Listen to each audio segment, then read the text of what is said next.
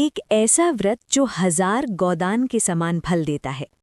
सनातन धर्म में कुछ व्रत ऐसे हैं जो भक्ति और आरोग्य दोनों का संगम होते हैं। आमलकी एकादशी उन्हीं विशिष्ट व्रतों में से एक है।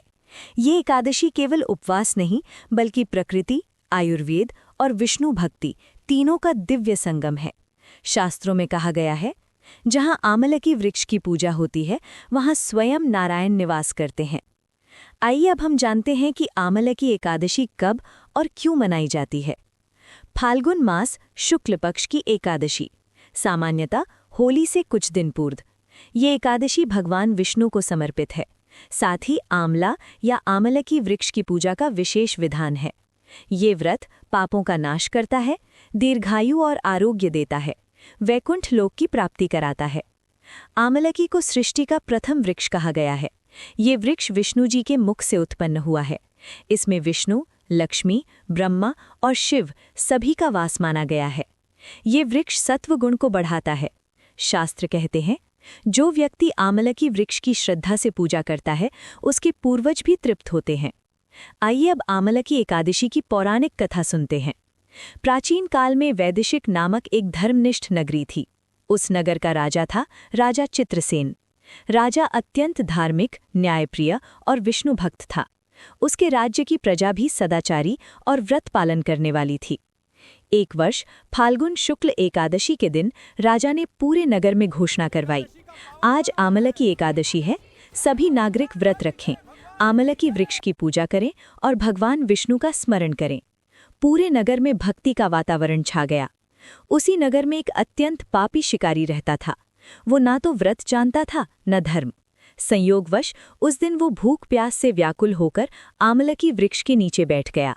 उसने देखा, लोग भजन कर रहे हैं, दीप जल रहे हैं, विष्णु नाम का कीर्तन हो रहा है। रात भर वो वहीं बैठा रहा। न उसने अन्न खाया, न जल पिया, न हिंसा की। अनजाने में उसका निर्जला एकादशी व्रत हो गया। कुछ समय बाद शिकारी की मृत्यु हो गई। यमदूत उसे लेने आए, पर उसी क्षण विष्णुदूत प्रकट हुए। विष्णुदूत बोले, इसने आमलकी एकादशी का व्रत किया है, भले ही अज्ञानवश। ये अब वैकुंठ का अधिकारी है। इस प्रकार एक पापी शिकारी भी आमलकी एकादशी के प्रभाव से मोक्ष को प्राप्त हुआ। आमलकी एकादशी का आध्यात्मिक महत्व है। अज्ञान से किया व्रत भी फल देता है। आयु, तेज और स्मरण शक्ति बढ़ती है। पितृदोष और रोगों का शमन होता है। वैकुंठ लोक की प्राप्ति होती है। शास्त्र वचन, आमलकी एकादशी व्रत 1000 गोदान के समान फल देता है। आमलकी एकादशी व्रत कैसे करें? दशमी मतलब एक दिन पूर्व। सात्विक भोजन, चावल त्याग, संयम और ब्रह्मचर्य का पालन करें। एकादशी के दिन प्रातः स्नान कर स्वच्छ वस्त्र करें, व्रत संकल्प लें।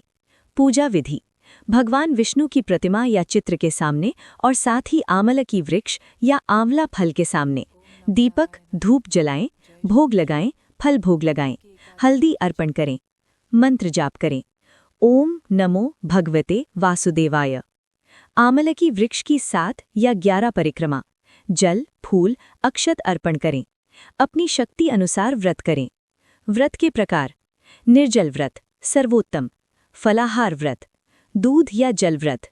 द्वादशी पारण विधि, सूर्योदय के बाद पहले जल और तुलसी, फिर सात्विक भोजन, ब्राह्मण या जरूरतमंद को दान करें।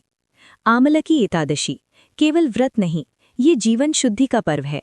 ये सिखाती है, यदि भावना शुद्ध हो तो अज्ञान में किया कर्म भी मोक्ष का द्वार खोल देता है।